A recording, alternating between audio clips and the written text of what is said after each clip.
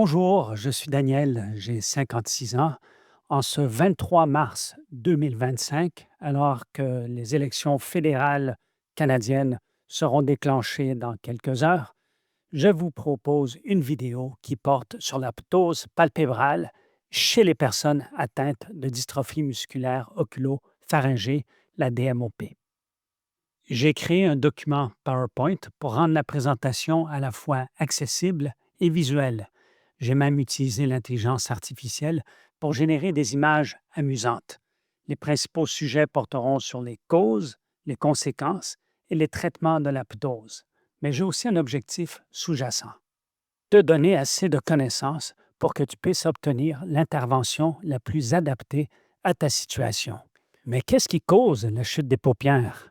La ptose palpébrale peut être congénitale, présente dès la naissance, ou acquise, la forme la plus fréquente étant la ptose aponévrotique, due au vieillissement. Elle peut aussi être neurogène, une atteinte du nerf crânien, mécanique, donc une tumeur, œdème, traumatique, c'est-à-dire une lésion du releveur ou d'un nerf, et enfin myogène, c'est-à-dire d'origine musculaire. La DMOP est évidemment un excellent exemple. La mutation du gène PAB-PN1 entraîne une dégradation progressive du muscle releveur de la paupière supérieure. Normalement, ce muscle fonctionne comme un élastique qui soulève la paupière et la maintient en position ouverte. Mais au fur et à mesure que la DMOP progresse, il s'étire, devient trop long et perd sa tension. Résultat, la paupière ne peut plus rester bien ouverte et tombe progressivement, causant la ptose. C'est un peu comme un élastique qui s'use et se détend. Au lieu de revenir à sa forme normale, il reste allongé et ne remplit plus bien sa fonction. Cette photo montre l'infiltration adipeuse du muscle releveur et de son aponévrose. On observe la présence de graisse, identifiable par sa teinte orange, remplaçant progressivement le tissu musculaire qui, dans un état sain, devrait être rosé. Cette transformation est due à l'accumulation de fibrilles. Ce sont de petites structures composées de protéines et à la dégénérescence des cellules musculaires causées par le gène en cause. Pourquoi faut-il faire corriger la ptose palpébrale? La chute des paupières semble assez inévitable chez les personnes atteintes de DMOP. Au départ, la chute est légère et n'affecte pas le champ visuel. On parle d'une chute de 1 à 2 mm par rapport à la position normale. C'est à peine visible et ne gêne souvent que sur le plan esthétique. Une ptose modérée correspond à une chute de la paupière supérieure de 2 à 4 mm, pouvant commencer à gêner le champ visuel, surtout en regardant droit devant. Elle est plus visible qu'une ptose légère et peut obliger la personne à soulever les sourcils ou à pencher la tête en arrière pour mieux voir. Bien qu'elle ne ferme pas complètement l'œil, elle peut causer de la fatigue oculaire et devenir fonctionnellement gênante. Désolé pour cette diapositive. En 2025, l'intelligence artificielle peine encore à générer des images correspondant exactement aux critères demandés. Imaginons que les yeux de ce patient soient fermés. Une ptose sévère correspond à une chute de la paupière supérieure de plus de 4 mm, pouvant recouvrir partiellement ou totalement la pupille, entraînant une gêne visuelle importante. Les personnes atteintes doivent souvent lever les sourcils de façon marquée ou incliner la tête en arrière pour compenser et voir correctement. Dans les cas les plus graves, l'œil peut être presque entièrement fermé, affectant fortement la vision et la qualité de vie. Quant à moi, il est essentiel de faire corriger la ptose palpébrale, surtout lorsqu'elle est sévère. Le champ visuel réduit augmente le risque de choc au quotidien. Les personnes atteintes de ptose sévère perçoivent mal les objets en hauteur, ce qui les expose à des collisions avec des portes de placard ouvertes, ça m'arrive souvent, ou encore la hotte au-dessus du four. Quand on marche ou circule avec la tête penchée vers l'arrière, bien, on perd la vue périphérique du bas et on peut facilement s'enfarger sur des objets qui traînent par terre. Si tu habites avec d'autres personnes, tu dois conscientiser tout le monde des dangers de blessures qui peuvent arriver s'ils ne font pas attention. Le travail en présentiel peut aussi poser des défis, car l'environnement n'est pas toujours adaptable. Un écran d'ordinateur placé devant une fenêtre très éclairée accentue l'éblouissement et diminue le contraste des caractères, rendant la lecture difficile et fatigante. J'ai obtenu un billet de mon médecin qui me permet d'être en télétravail 100 du temps. La conduite automobile devient risquée car la visibilité des panneaux, feux de signalisation et véhicules en approche est réduite. De nuit, le manque de contraste et l'éblouissement des phares aggravent encore plus la situation. Pour compenser, la personne doit lever les sourcils ou incliner la tête, ce qui est inconfortable et altère la réactivité au volant. Enfin, la pratique sportive est aussi affectée, notamment les disciplines nécessitant une bonne perception du champ supérieur. Au badminton ou au tennis, il devient difficile d'anticiper la trajectoire d'une balle ou d'un volant. En vélo, une perception tardive des courbes, piétons ou voitures complique la navigation et augmente le risque d'accident, surtout lorsque les obstacles apparaissent à la dernière seconde, nécessitant des ajustements brusques. Un peu d'anatomie, je vais prendre quelques moments pour expliquer les différents muscles qui sont associés aux yeux. Le muscle releveur et le muscle mulaire permettent d'ouvrir les paupières. Le muscle releveur est le plus important. Il soulève la paupière pour garantir une bonne vision. Le muscle de Muller, plus petit, aide à maintenir la paupière bien ouverte, surtout en situation d'attention ou de surprise. Au risque de me répéter, dans la DMOP, c'est le muscle releveur qui est touché. Avec le temps, il s'affaiblit et s'allonge, empêchant la paupière de rester bien ouverte et provoquant une ptose. Le muscle de Muller, lui, n'est pas directement affecté, mais malheureusement, il ne peut pas compenser la faiblesse du releveur. Résultat, la paupière tombe progressivement, gênant la vision. Le muscle orbiculaire de l'œil a l'effet inverse. Il permet de fermer les paupières. Fonctionnant comme un anneau autour de l'œil, il sert à cligner, protéger la cornée et fermer l'œil pour dormir. Heureusement, il n'est pas directement affecté par la DMOP. Cependant, après plusieurs chirurgies pour corriger la ptose, son fonctionnement peut être perturbé.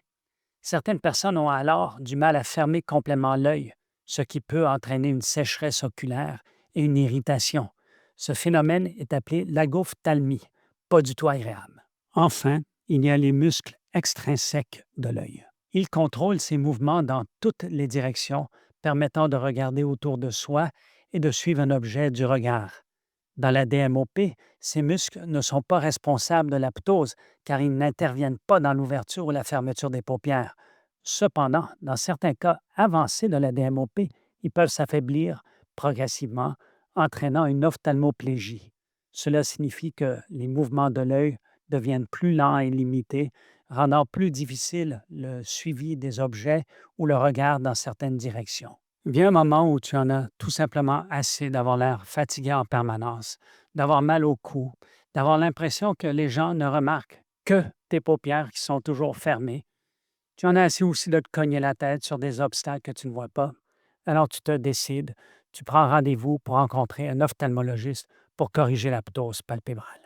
Après quelques échanges de courtoisie, il te fera passer des tests pour évaluer la sévérité de ta ptose et la force de ton muscle releveur. L'un des tests essentiels est le MRD1, Margin Reflex Distance 1. En clair, il mesure la distance entre le reflet lumineux sur ta cornée, créé par une lumière dirigée vers ton œil, et le bord de ta paupière supérieure. Plus cette distance est petite, plus la ptose est sévère. Un autre test important est celui de la fonction du muscle releveur, Levator Function Test. Ici, le médecin bloque le front pour éviter qu'il ne compense et mesure jusqu'à quel point les paupières peuvent se lever lorsqu'on regarde du bas vers le haut. Je dois vraiment avoir l'air ridicule. Si elle monte de plus de 10 mm, ton muscle fonctionne bien. Entre 5 et 10 mm, il est moyennement efficace et en dessous de 5 mm, il est trop faible. Dans le cas de la DMOP, si le muscle ne soulève pas assez la paupière, l'opération recommandée sera la suspension frontale. Une autre mesure importante est la fissure palpébrale, c'est-à-dire l'ouverture de l'œil. Il s'agit de la distance entre la paupière supérieure et la paupière inférieure lorsque le patient regarde droit devant. Elle est souvent mesurée avant et après une intervention chirurgicale pour évaluer l'effet du traitement. Si ta ptose est jugée assez sévère, on te demandera de remplir quelques formulaires et on te donnera une date approximative pour ton opération. Tu auras aussi l'occasion de poser toutes tes questions. Quelle opération vais-je avoir? Vais-je ressentir de la douleur? La guérison sera-t-elle longue? Ces interrogations sont tout à fait normales. Heureusement, il existe plusieurs interventions chirurgicales pour corriger la ptose palpébrale. La blépharoplastie est une chirurgie surtout esthétique. Si tu es traité à Montréal ou à Québec, deux des centres où il y a probablement la plus grande concentration d'experts en dystrophie musculaire oculopharyngée, ils ne te parleront même pas de cette chirurgie parce qu'elle n'est pas du tout adaptée à la DMOP. La blépharoplastie est une opération qui vise à retirer l'excès de peau et parfois de graisse des paupières supérieures et ou inférieures. Elle est souvent réalisée pour rajeunir le regard ou améliorer la vision quand la peau tombante gêne la vue. Le chirurgien pratique une fine incision dans le pli naturel de la paupière, enlève l'excès de peau, puis referme avec des fils très fins. La cicatrice est généralement discrète et bien cachée dans le pli de la paupière. Si tu as la dystrophie musculaire oculopharyngée, la blépharoplastie n'est malheureusement pas une bonne solution. Pourquoi? Parce que ton problème principal n'est pas un simple excès de peau, dermatochalasis, mais une faiblesse du muscle qui soulève la paupière. Il est important de noter que le dermatochalasis n'est pas un symptôme de la DMOP. Dans cette maladie, la paupière tombe parce que le muscle releveur est trop faible, pas parce qu'il y a trop de peau. En retirant la peau, on peut donner l'impression que la paupière est plus dégagée au repos, mais cela ne règle en rien la difficulté à l'ouvrir complètement. Pire encore, en réduisant la peau disponible, cette chirurgie peut compliquer une future intervention plus efficace, comme la suspension frontale. Regardons un peu les avantages et les inconvénients. Les avantages, eh bien, l'intervention est rapide, 30 à 60 minutes, peu de douleur et une récupération relativement rapide, et le résultat est naturel s'il est bien exécuté. Mais les inconvénients, ça ne corrige pas la faiblesse musculaire de la paupière, ça peut aggraver la gêne si elle est pratiquée sur un patient ayant la DMOP et surtout l'effet limité dans le temps. La résection du muscle releveur est une chirurgie qui vise à renforcer le muscle responsable de l'ouverture de la paupière. Elle est efficace lorsque le muscle releveur fonctionne encore partiellement, mais n'est pas assez fort pour bien soulever la paupière. Toutefois, pour les personnes atteintes de DMOP, cette intervention est rarement recommandée, sauf si le muscle releveur a encore une force significative, au moins 6-7 mm d'amplitude. Les observations cliniques montrent qu'en général, la progression de la DMOP est plus rapide chez les personnes qui ont leurs premiers symptômes à un âge précoce, c'est-à-dire au début de la quarantaine. Les ophtalmologistes qui connaissent et comprennent bien la DMOP vont donc recommander dès le départ qu'une suspension frontale soit faite. J'en parlerai sous peu. Mais si la ptose commence plus tard dans la vie du patient et surtout que le muscle releveur a encore une bonne action, il se pourrait que la résection soit proposée. Comment se déroule l'intervention? L'opération consiste à raccourcir le muscle releveur afin d'augmenter sa force de traction. Le chirurgien fait une incision dans la paupière, accède au muscle et en enlève une bonne partie avant de le suturer dans une position plus tendue. Cela permet d'améliorer l'ouverture de l'œil. L'intervention dure environ 45 minutes et se fait sous anesthésie locale avec sédation légère. Après une courte surveillance, tu peux rentrer chez toi le jour même, évidemment accompagné. Avantages et inconvénients. Dans les avantages, c'est une bonne solution si la présentation est tardive et qu'il y a une bonne action du releveur. Tu gardes un mouvement plus naturel des paupières, contrairement, par exemple, à une suspension frontale qui dépend des sourcils. Les inconvénients, récidive, car la dystrophie musculaire continue d'affaiblir le muscle avec le temps. D'ailleurs, la résection est de moins en moins proposée. Si tu as déjà subi plusieurs blépharoplasties, la résection du muscle releveur peut être moins efficace. En retirant de la peau, ces interventions limitent la souplesse de la paupière, ce qui peut gêner le bon fonctionnement du muscle après la résection. Une évaluation précise par ton ophtalmologiste est absolument essentielle avant de choisir cette intervention. Enfin, la suspension frontale. C'est une opération qui permet de corriger une ptose sévère en utilisant le muscle du front pour lever la paupière. Elle est pratiquement, dans tous les cas, la meilleure option pour les personnes atteintes de DMOP. Comment ça se passe? Au lieu de s'appuyer sur un muscle déficient, le chirurgien place de petits fils reliant la paupière au front. Ainsi, lorsque tu lèves les sourcils, tes paupières suivent le mouvement et s'ouvrent mieux. Ces fils peuvent être synthétiques, silicone, Gore-Tex, pollen, ou prélevés sur ton propre corps, fascia lata, ce qui réduit le risque de rejet. L'intervention dure environ 45 minutes à 1 heure par œil et se fait sous anesthésie locale avec sédation légère. Tu peux repartir le jour même après une période de surveillance, évidemment accompagné.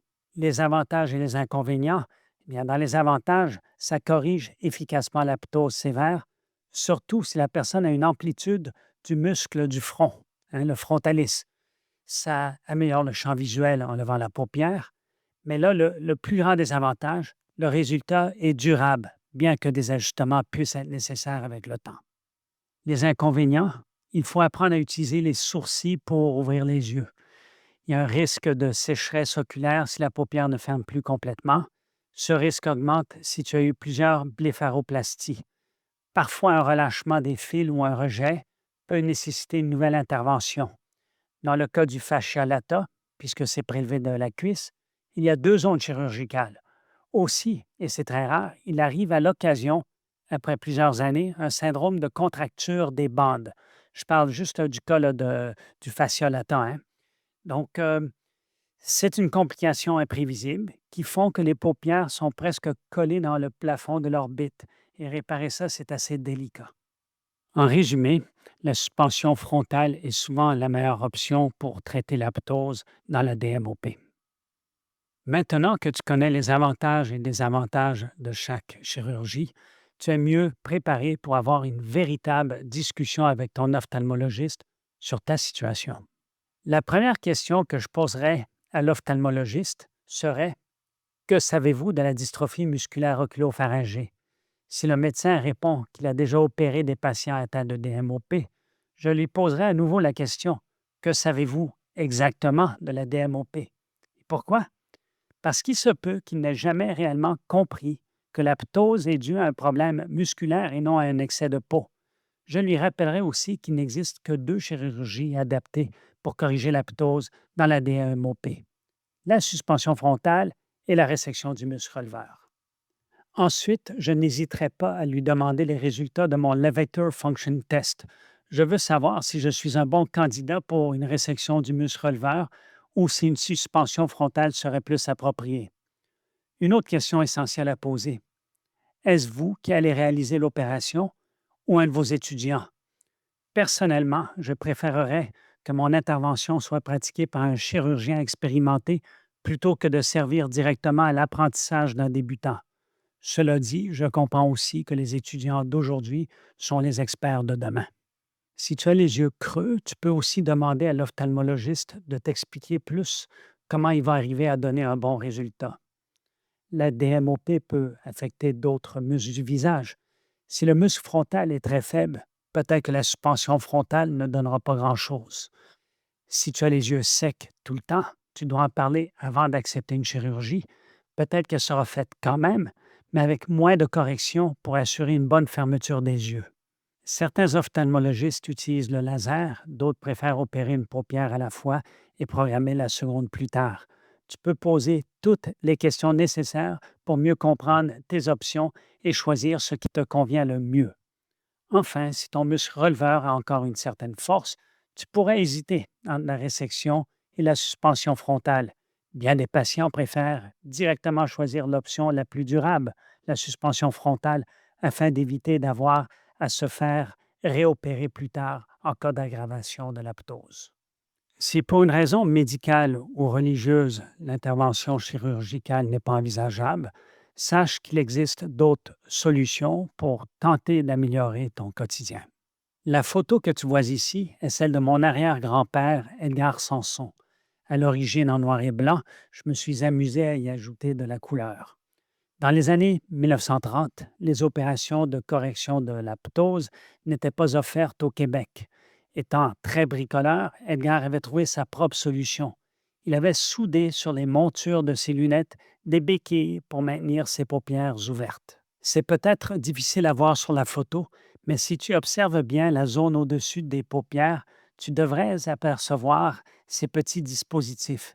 Il portait ses lunettes pendant 15 minutes puis les retirait pour reposer ses yeux. Son système était un peu extrême, car en moyenne, on cligne les yeux 15 à 20 fois par minute, soit 225 à 300 fois en un quart d'heure. Un des grands regrets de ma mère, ne pas avoir demandé à conserver ses lunettes en souvenir de lui. Ça aurait été une archive unique, un symbole de son combat contre une maladie rare. Aujourd'hui, plusieurs lunetteries peuvent installer des béquilles à lunettes. Il existe aussi une entreprise en France qui fabrique des béquilles avec des ressorts permettant ainsi de cligner des yeux sans que les paupières ne restent bloquées ouvertes. J'en ai commandé, mais dans mon cas, la forme de mes yeux n'était pas adaptée. Chaque fois que je clignais, mes paupières se détachaient des supports et ne pouvaient plus se rouvrir. Mais peut-être que cette solution pourrait fonctionner pour toi. Le produit en question s'appelle Antiptosis Mercier, en usage depuis 1945. Certaines personnes utilisent également des bandes collantes. Toutefois, je précise que ces bandes sont conçues pour des personnes qui veulent camoufler un début de ptose pour des raisons esthétiques, certainement pas pour une ptose due à la DMOP. Alors, elles ne seront probablement pas efficaces, surtout si ta ptose est modérée ou sévère. Personnellement, je trouve que ni les béquilles ni les bandes collantes ne sont bien. Inévitablement, les yeux ne seront pas assez irrigués. Ils deviendront secs, irrités. Enfin, ça peut donner naissance à une série de problèmes inutiles, alors qu'on en a, je pense, assez avec la DMOP. Si tu préfères ne rien faire, tu peux toujours passer le reste de ta vie les yeux plutôt fermés et utiliser les doigts quand tu veux voir. Mon seul conseil serait d'avoir une hygiène irréprochable. Lave bien tes mains et ton visage pour éviter les conjonctivites ou les infections. Merci d'avoir regardé la vidéo et à la prochaine.